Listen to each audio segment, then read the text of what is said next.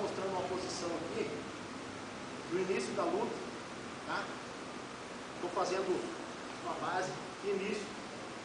Ele buscou a minha gola, tá? Consequentemente, eu seguro atrás do cotovelo dele e vou buscar também a gola dele, tá? Chego próximo a ele, vou laçar o braço dele com o braço esquerdo, tá? Passei por cima e busco a gola que eu estava segurando com a minha mão direita. Busco o fundo, tá? Continuo segurando. O que eu faço? Ele está segurando minha mão, meu braço direito aqui, dou um tranco e arranco ele, apoiando ele no tatame.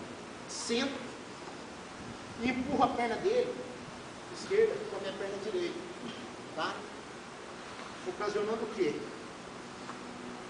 Essa situação aqui, ó, que vai ser bem desfavorável, porque o braço dele está laçado, tá? Continuo com a postura, abraço e faço ele bater.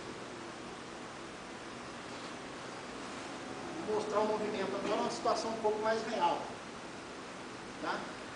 Ele colocou a mão, segurei firme, lacei o braço, tá? Arranco a pegada dele, sento, posso empurrar a perna, colou, já está pegando. Se não pegar, eu viro de barriga para baixo,